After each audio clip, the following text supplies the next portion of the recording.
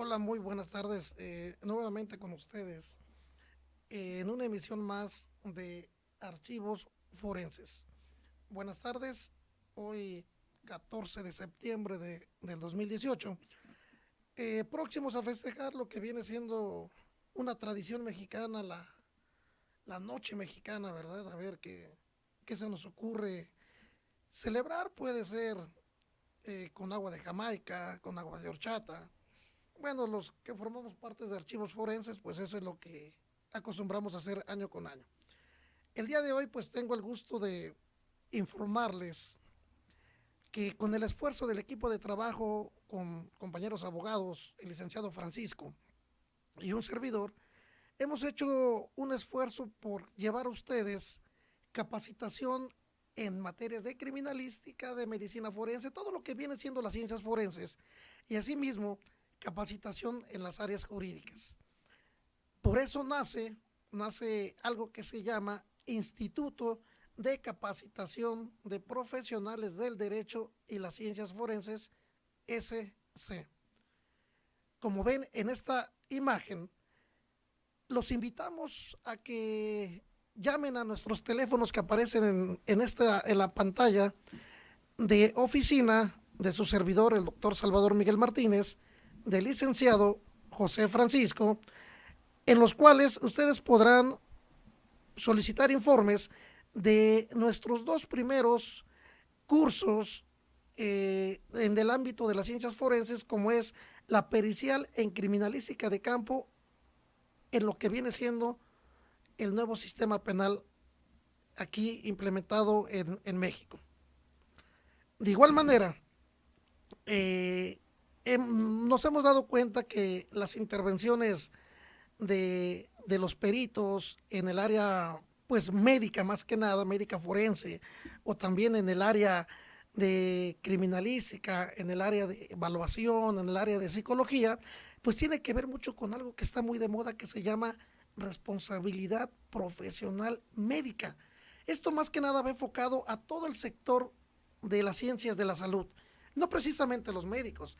Tenemos enfermeras, tenemos odontólogos, tenemos psiquiatras, tenemos psicólogos. Entonces, hablar de las ciencias de la salud es hablar de toda una gama de todos aquellos que participamos para poderle brindar atención médica a la población mexicana.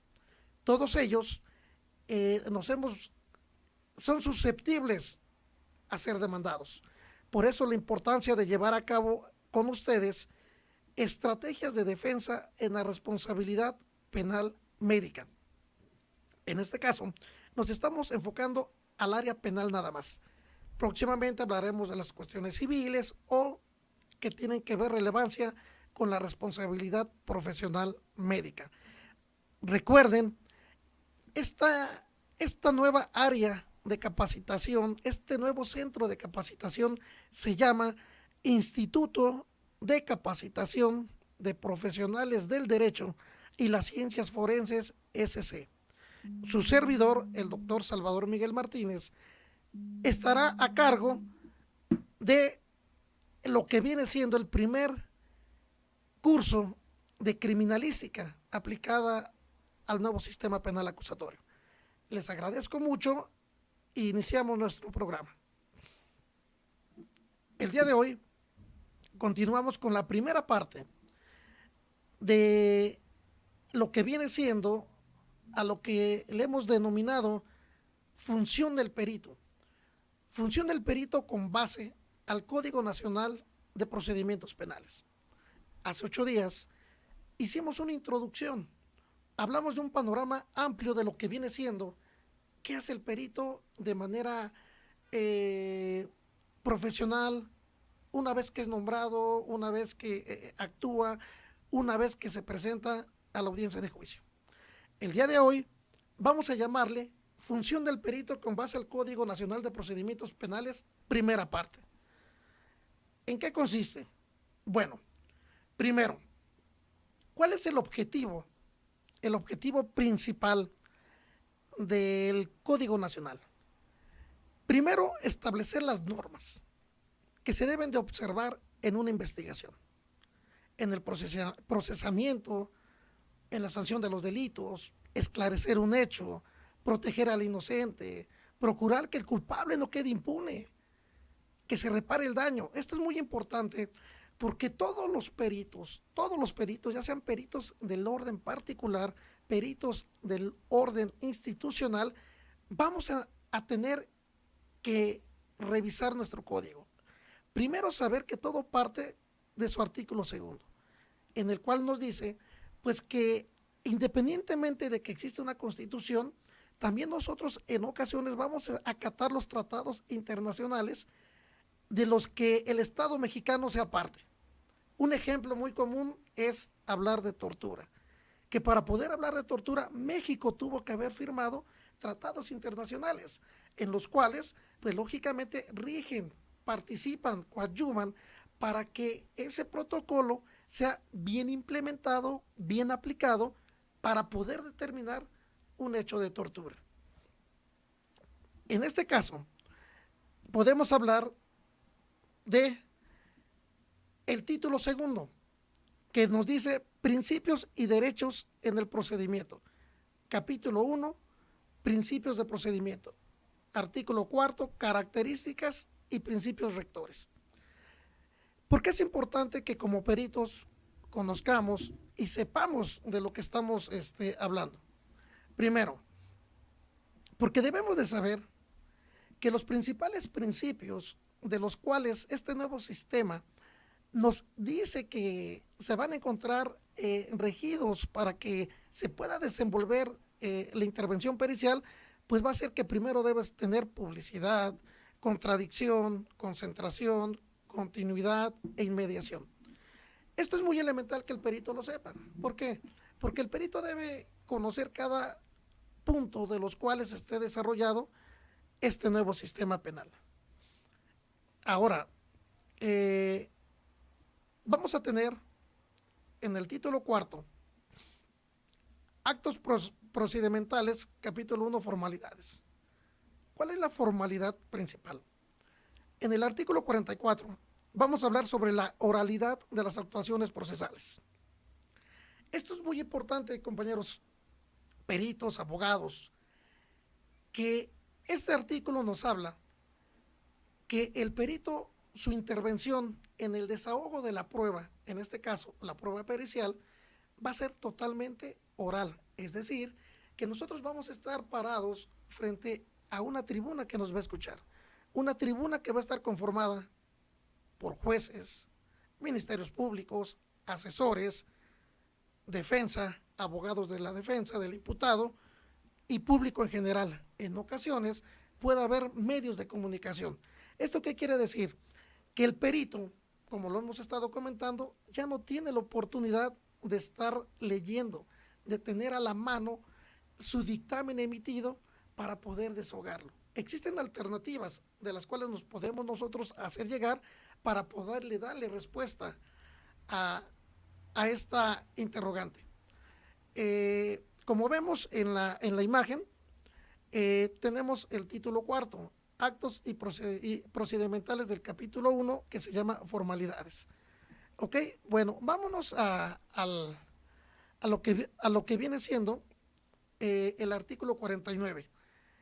El artículo 49, estamos hablando de la de lo que cualquier perito está expuesto a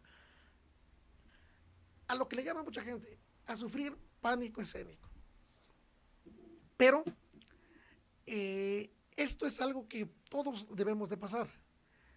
Una vez que sabemos los principios rectores, una vez que sabemos de dónde nace el sistema penal, primeramente debemos de saber cómo vamos a actuar nosotros ante esta tribuna. Hay algo que se llama artículo 49, que nos habla sobre la protesta dentro de cualquier audiencia y antes de que toda persona mayor de 18 años de edad inicie su declaración, con excepción del imputado. ¿Esto qué quiere decir? Esto quiere decir que una vez que nosotros como peritos hemos sido nombrados, hemos sido aceptados para poder desahogar nuestra intervención pericial en juicio oral, vamos a tener una protesta de ley. ¿Esto qué significa? Significa que antes de cualquier intervención, lo primero que vamos a hacer es ingresar a la sala de juicio oral. Una vez que entremos a la sala de juicio oral, nos vamos a parar frente a la bandera y frente a la Constitución Política de los Estados Unidos Mexicanos. El juez, en su momento, nos va a recordar que estamos ante una autoridad, estamos ante una tribuna donde vamos a ir a decir la verdad. Al momento de decir la verdad, nos va a hacer mención de las sanciones a las cuales nos vamos a hacer acreedores si mentimos. Y esto nos los va a hacer a lo que le llamamos protesta o juramento, en el cual nos va a tomar nuestra protesta de jurar verdad, de que lo que vamos a decir es lo que realmente sabemos. En dado caso de que nosotros lleguemos a mentir, en nuestra intervención nos vamos a hacer merecedores de sanciones, inclusive podemos ser privados de la libertad por ir a mentir sobre un hecho que vamos a desahogar como peritos. En este caso, no hay que tener miedo, es algo que tenemos que pasar para poder desahogar nuestra prueba pericial. Continuamos viendo lo que, pues, cualquier perito tiene miedo. Leer el Código Nacional. Leer el Código Nacional es parte fundamental del conocimiento de la experticia del perito. Dentro de las funciones del perito, no solamente nosotros podemos participar como peritos nombrados por parte de la defensa del imputado o como peritos oficiales de la Procuraduría. También nace otra figura que se encuentra fundamentada en el capítulo 8, que se llama auxiliares de las partes.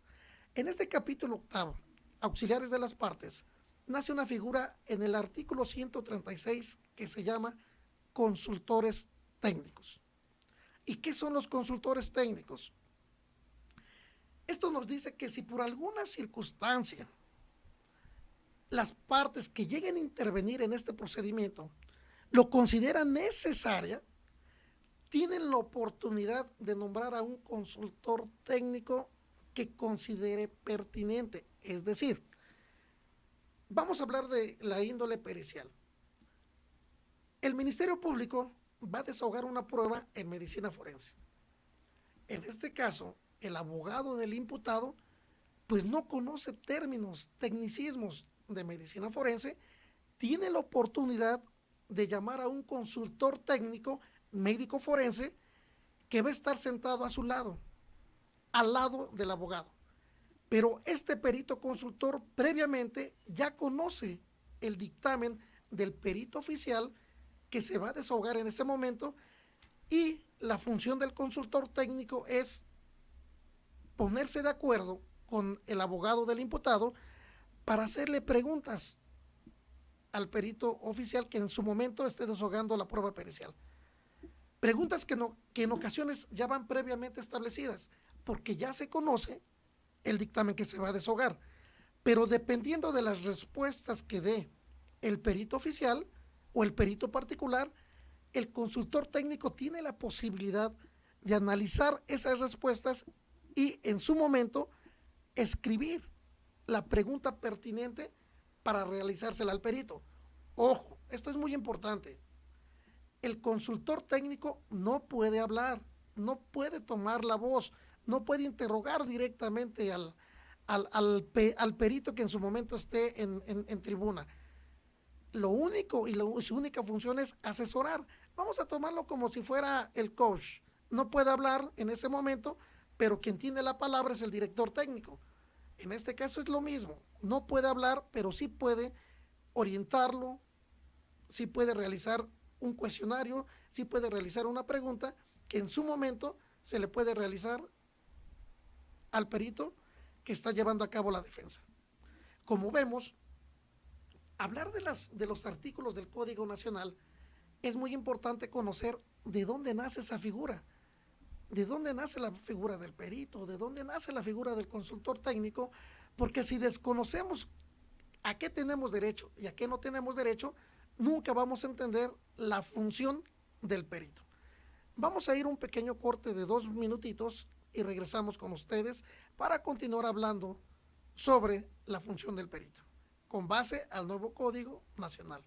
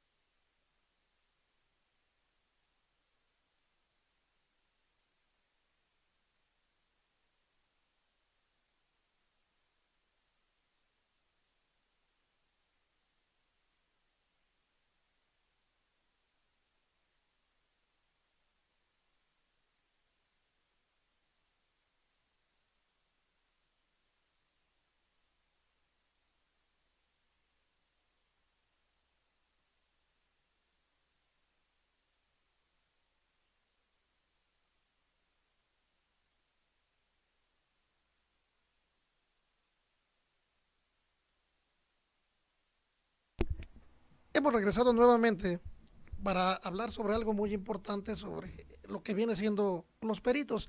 ¿Por qué es importante hablar sobre los peritos?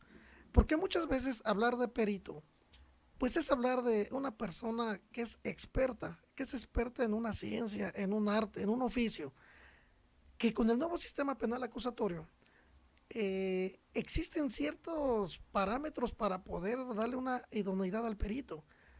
Pero no lo dice el abogado, no lo dice el juez, no lo dice el Ministerio Público. Hay un artículo específico que nos habla sobre la acreditación del perito, que lo vamos a ver más adelante. Quiero aprovechar para manifestarles que pues vamos a empezar a un curso muy importante en las instalaciones de lo que viene siendo archivos forenses sobre la pericial en criminalística exclusivamente en el nuevo sistema penal acusatorio. Vamos a ver cuestiones que estamos abordando en estos programas, pero vamos a empezar desde lo que viene siendo el marco jurídico, anatomía, vamos a ver física, vamos a ver química, vamos a ver elaboración de un dictamen pericial, vamos a ver fundamentos jurídicos de un dictamen pericial y vamos a conocer todo lo que viene siendo la criminalística, desde el ámbito definitor de qué es definir qué es la criminalística, campos de acción de la criminalística, método científico de la criminalística, metodología de investigación de la criminalística, que muchas veces pues compañeros peritos que trabajan en procuradurías, estudiantes, pues desconocen o en cierto momento pues se nos llega a olvidar y necesitamos recordarlo para poder entender que existe una metodología y que en su momento tenemos que llevarla a cabo. Ahora sí, vamos a continuar analizando lo que viene siendo el Código Penal, perdón, el Código Nacional, en relación a la función del perito. Y tenemos otro artículo, lo tenemos en pantalla, el artículo 214, que nos habla sobre los principios que rigen a la autoridad de la investigación. Recordemos que la figura del Ministerio Público sigue existiendo. Y este artículo nos dice, las autoridades encargadas de desarrollar la investigación, pues deben de ser personas que tengan primero principio de legalidad, objetividad, eficiencia, profesionalismo, honradez, lealtad y respeto. En este caso, ¿por qué es importante analizarlo? Recordemos que el Ministerio Público sigue siendo la figura que va a regir, que va a llevar a cabo la dirección de la investigación. Él puede llevar la dirección de la investigación pericial, policial, etcétera, lo que quiera. Él sigue llevando a cabo esa investigación.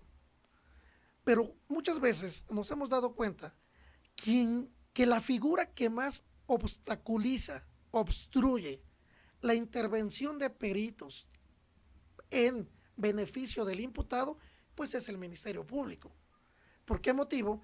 Porque los obstáculos que hemos encontrado es que el perito de la defensa, su función es apoyar al imputado, buscar esos indicios para llevarlos a juicio, para que sean incorporados por el abogado y llevarlos como prueba. Pero muchas veces nuestras intervenciones tienen que ser aprobadas por el Ministerio Público. Tenemos que solicitar al Ministerio Público ingresar a un domicilio, ingresar a un predio, porque está bajo resguardo de ellos. O si queremos tener acceso a un indicio físico, químico o biológico.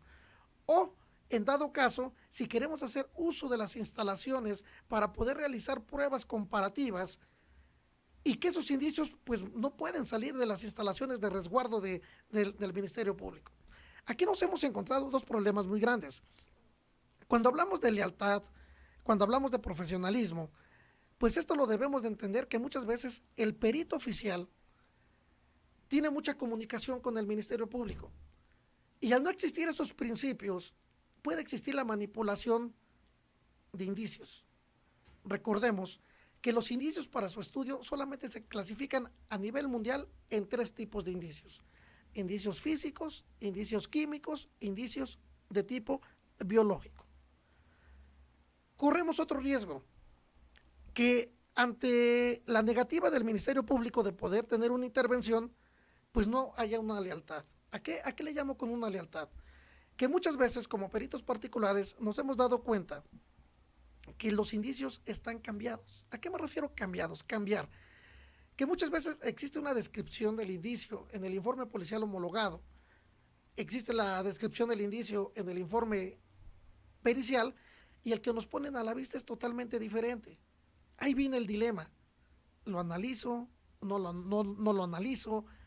¿Qué hago? ¿Por qué? Porque entonces están cambiando todo el indicio para mi investigación. Vamos a analizar otro capítulo muy importante, que es el capítulo 3, técnicas de investigación.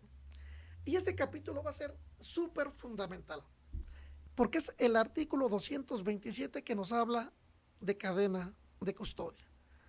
Vamos a analizar lo que nos dice el Código Nacional. El artículo 277, cadena de custodia.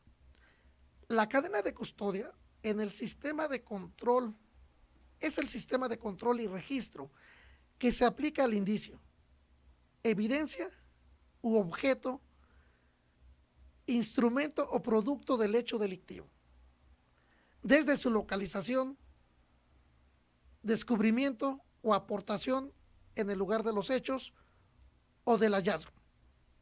Hasta ahí vamos a analizar algo muy importante. Cadena de custodia. Sistema de control y registro que se aplica al indicio, evidencia, objeto o instrumento.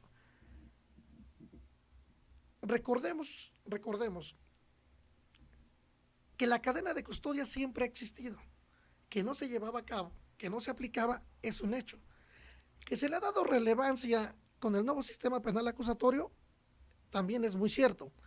Pero ¿por qué es importante analizar la cadena de custodia? En lo personal, a mí me han dicho, perito o doctor, en conferencias, pláticas, ¿por qué el Código Nacional nos habla de cadena de custodia? ¿Y por qué salió un protocolo? ¿Qué es el protocolo de actuación de los participantes en la cadena de custodia? El acuerdo A009 del 2016, si no mal recuerdo. Y ahí vienen dos conceptos diferentes. Viene un concepto de cadena de custodia y un concepto de registro de cadena de custodia. Y lo marca como dos cosas diferentes. Pero si analizamos este capítulo 3, nos dice que la cadena de custodia va a ser el sistema de control y registro. O sea que viene siendo el registro y control de la cadena de custodia. Estaríamos hablando con este término que no existe el registro de cadena de custodia, que lo único que existe es cadena de custodia, que la cadena de custodia va a ser el registro de toda y control de esa cadena, que son dos cosas diferentes. ¿Por qué? Porque recordemos que existe algo que se llama metodología de investigación aplicado, en este caso, en todas las ciencias forenses. ¿Cuáles son esos pasos? Yo siempre los he enumerado como que el primer paso que tiene que cumplir como técnica de investigación un perito, primero va a ser observar. Lo primero que tiene que hacer cualquier perito en cualquier área de las ciencias forenses es observar. Segundo lugar, una vez que el perito observa, tiene que llevar a cabo sus técnicas de protección. Sus técnicas de protección del lugar. Ahí nacen otras figuras de cómo lo va a proteger, dependiendo del tipo de lugar al que llegue. Lugar abierto, lugar cerrado, lugar mixto. Una vez que ha observado, una vez que ha protegido ese lugar, ¿qué tiene que hacer el investigador, el perito científico? Pues tiene que hacer una búsqueda. ¿Y qué va a buscar? Pues va a buscar indicios. Y recordemos que en la búsqueda de indicios, indicios es una palabra la cual es utilizada a nivel mundial. Indicios no puede ser utilizada con otro sinónimo, porque indicio es aquel elemento de origen físico, químico y biológico localizado en el lugar de investigación. Lugar de investigación. Guárdense muy en su mente, lo más profundo de su cuarto ventrículo, esa palabra, lugar de investigación. Una vez que yo busco, en las técnicas de investigación que nosotros hemos tratado de incorporar, tenemos algo que se llama señalar. ¿Qué es señalar? Pues señalar es una técnica también. Saber, identificar, señalar los indicios. Recordemos que hay indicios, a lo que nosotros le llamamos indicios fundamentales, o indicios primarios, o indicios secundarios en un lugar de investigación, dependiendo del tipo de investigación que estemos haciendo.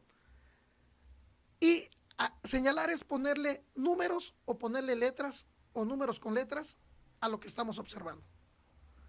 Una vez que señalizamos, vamos a hacer una fijación. Hay que fijar, y aquí yo siempre les he dicho, hay que fijar de dos maneras: una fotografía panorámica y una fotografía particular, nada más. Pero ¿qué vamos a fijar? El indicio, nada más, el indicio. No tenemos que fijar otras cosas, porque luego nos salen fotografías de zapatos que no están señalados, ropas que no tienen señalización. Esas fotografías no nos sirven. Todos los indicios deben estar señalados. Una vez que he fijado, ¿qué voy a hacer? Voy a levantar mis indicios. Aquí viene otro tema muy importante: técnicas de levantamiento de indicios.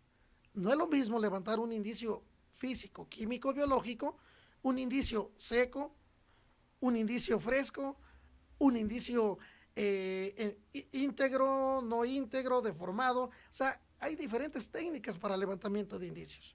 Una vez que he levantado mi indicio, ¿qué voy a hacer? Lo voy a embalar,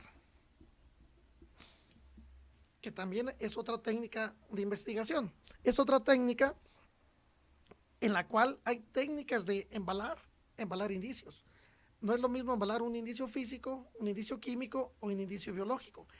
Son diferentes técnicas de embalaje, las cuales, ¿qué nos van a causar con ese indicio?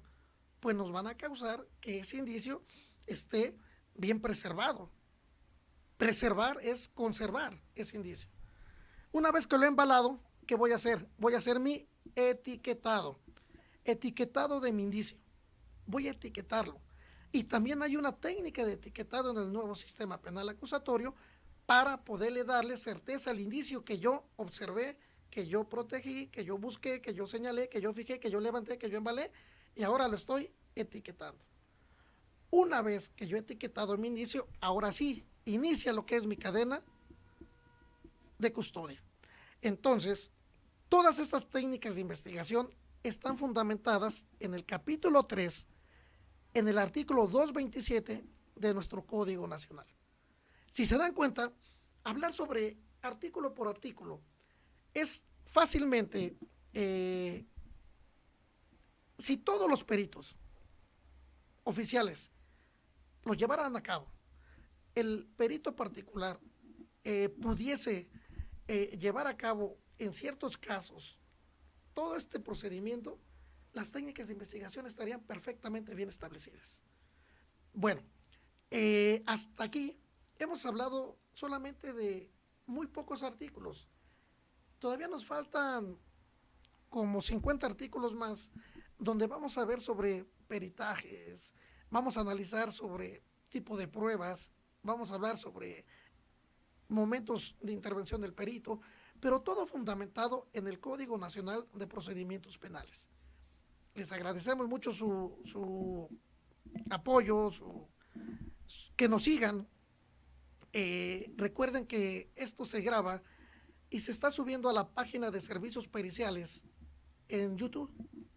Asimismo, vamos a estar informándoles de los próximos cursos, de los próximos diplomados que vamos a estar haciendo sobre temas específicos de interés para peritos oficiales, peritos particulares y estudiantes de las ciencias forenses.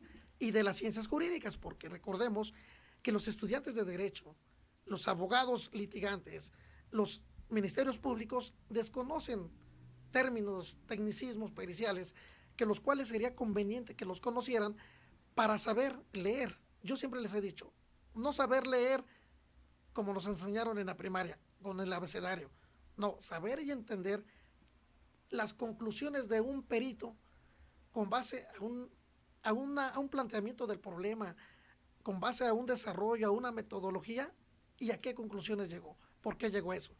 Pues les agradecemos mucho y los esperamos el próximo viernes en este horario de 6 de la tarde a 7 de la noche. Vamos a continuar con la segunda parte de la función del perito con base al Código Nacional de Procedimientos Penales. Buenas tardes y felices fiestas, no tomen mucho. Bye.